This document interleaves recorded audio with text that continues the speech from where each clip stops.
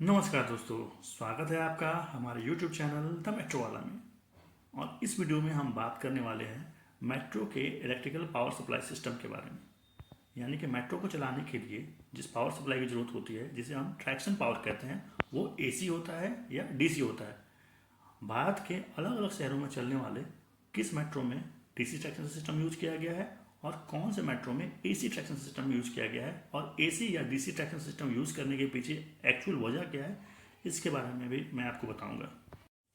इसके साथ ही मेट्रो स्टेशनों पे जितने भी इक्विपमेंट्स लगे हुए होते हैं, चाहे वो लिफ्ट हो, एस्केलेटर हो, वेंटिलेशन सिस्टम हो, फायर प्रोटेक्शन सिस्टम हो, नॉर्मल लाइटिंग हो, तो इस तरह के इक्विपमेंट्स को चलाने के लिए किस तरह की पावर सप्लाई यानी कि किस तरह की ऑक्सिलरी पावर सप्लाई की ज़रूरत होती है, ये ऑक्सिलरी पावर सप्लाई की वोल्टेज क्या होती है और ये पावर सप्लाई आखिर इस मेट्रो को मिलती कहाँ से है, इसके बारे में आपको जानकारी दूंगा। ये वीडियो बहुत ही इंटरेस्टिंग और नॉलेजेबल होने वाला है, तो प्लीज़ इस वीडियो में आप अंत तक बने रहिए।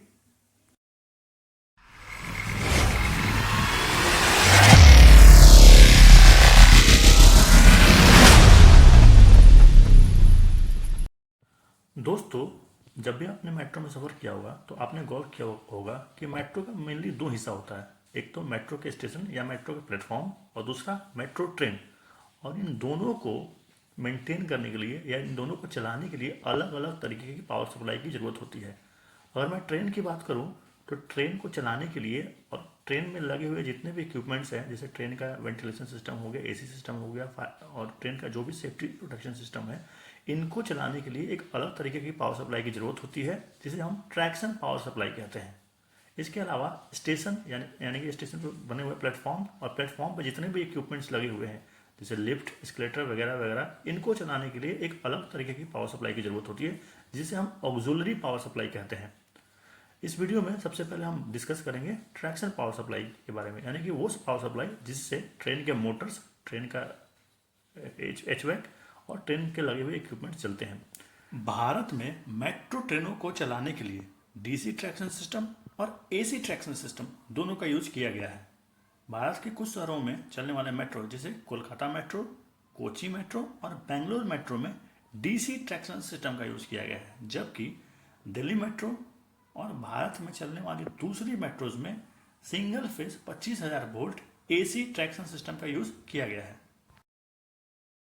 दोस्तों, अगर आपने कभी दिल्ली मेट्रो में सफ़र किया होगा तो आपने गौर किया होगा कि दिल्ली मेट्रो के एलिवेटेड स्टेशनों पे इस तरह की जबकि अंडरग्राउंड स्टेशनों पे इस तरीके की एक केबल बिछी हुई रहती है और ट्रेनें इस केबल को टच होकर चलती हैं।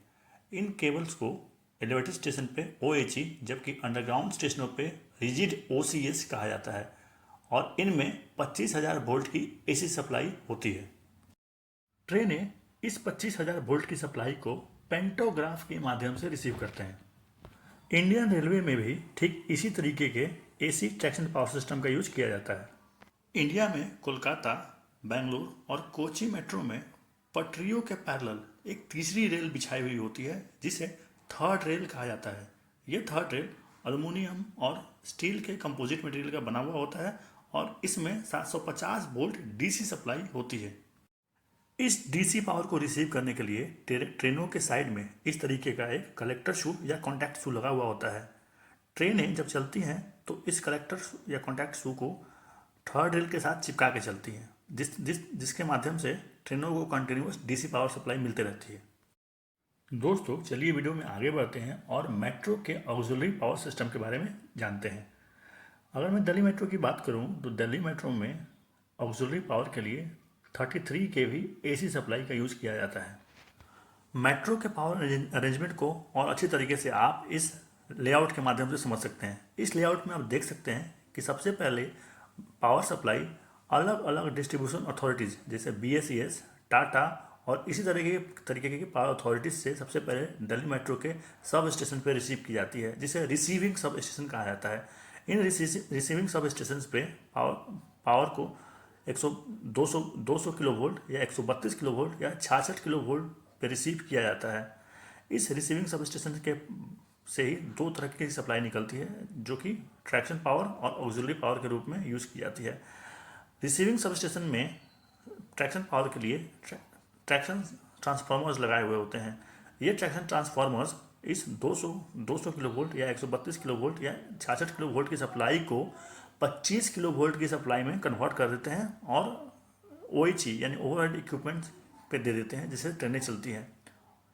इसी RSS के पास ऑक्सिलरी मेन ट्रांसफार्मर भी होता है, जो इस इनकमिंग सप्लाई को यानी कि 200 किलो वोल्ट या 66 किलो वोल्ट या 132 किलो वोल्ट की सप्लाई को 33 kV की सप्लाई में कन्वर्ट कर देता है और इस 33 kV सप्लाई के रिंग में दे देता है। इस रिंग में इसके अगल बगल के बहुत सारे स्टेशन होते हैं।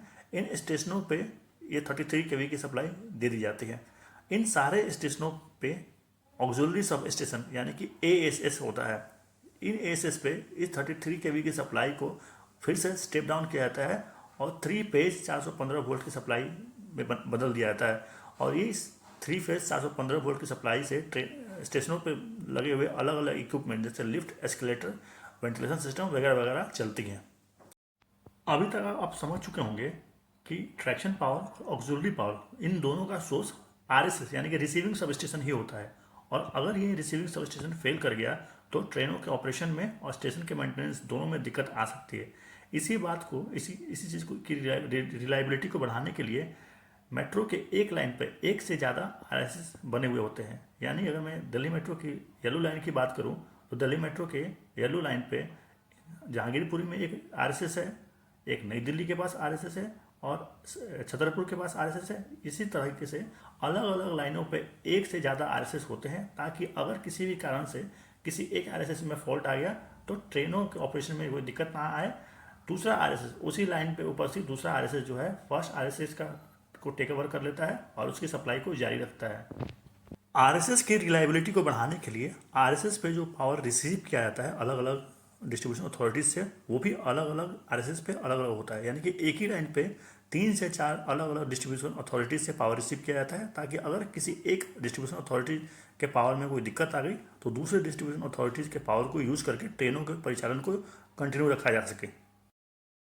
अगर मैं दिल्ली मेट्रो के कंप्लीट नेटवर्क की बात करूँ तो यानी कि पूरे लाइन 1 से लेकर लाइन 9 टोटल लाइन के बारे में बात करूं तो यहाँ पे कुल मिला के 28 से 29 RSS यानी कि रिसीविंग सब स्टेशन बने हुए हैं।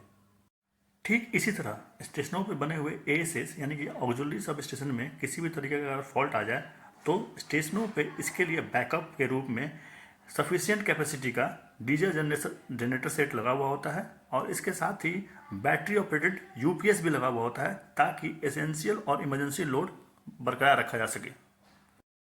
दोस्तों, आशा करता हूँ कि इस वीडियो में बताई गई बातों से आपको कुछ फ़ायदा हुआ होगा।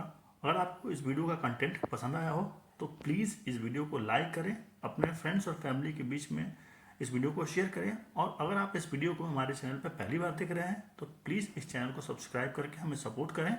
मिलते हैं एक ऐसे ही और जानदार वीडियो के साथ, तब तक के लिए अपना ध्यान रखें। जय हिंद।